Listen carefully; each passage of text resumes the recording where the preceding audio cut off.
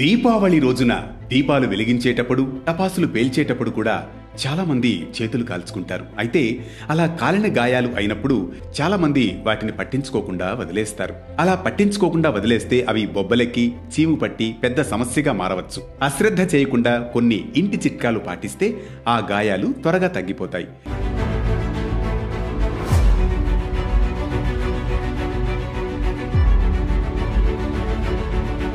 శరీరం మీద కాలిన గాయం అయినప్పుడు చాలా మంది నీటితో కడుగుతూ ఉంటారు. అలా చేయడం వల్ల గాయం పెద్దదవుతుంది. అలా కాకుండా ఒక మందపాటి వస్త్రాన్ని నీటిలో ముంచి కాలిన ప్రదేశంపై పెట్టి మెల్లగా నొక్కుతూ ఉంటే బొబ్బలెక్కకుండా ఉంటాయి. బొబ్బలు రాకపోతే మచ్చలు ఏర్పడే అవకాశం కూడా తగ్గిపోతుంది. ఇక కొంతమంది ఐస్ ముక్కల్ని కూడా కాలిన గాయాలపై పెడుతూ ఉంటారు.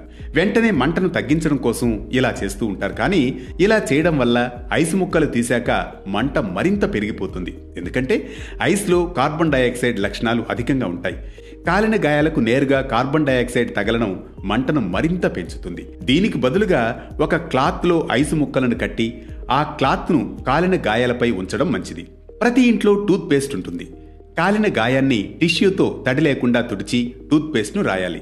టూత్ పేస్ట్ రాసిన కాసేపటికే నొప్పి తగ్గుతుంది. అంతేకాదు అక్కడ బొబ్బలు రాకుండా గాయం కూడా త్వరగా నయమైపోతుంది. ఇంట్లో వైట్ వెనిగర్ ఉంటే దాన్ని కూడా ఉపయోగించవచ్చు. ఒక కప్పు నీటిలో 2 చుక్కల వెనిగర్ వేసి గాయంపై చల్లాలి. ఇది వాపు రాకుండా చేసి గాయాన్ని త్వరగా తగ్గేలా చేస్తుంది. కాలిన గాయాలకు బ్యాక్టీరియా పట్టకుండా ఉండాలంటే పసుపు లేదా కొద్దిపాటి పెరుగులో పసుపును వేసి గాయంపై రాస్తే మంచిది.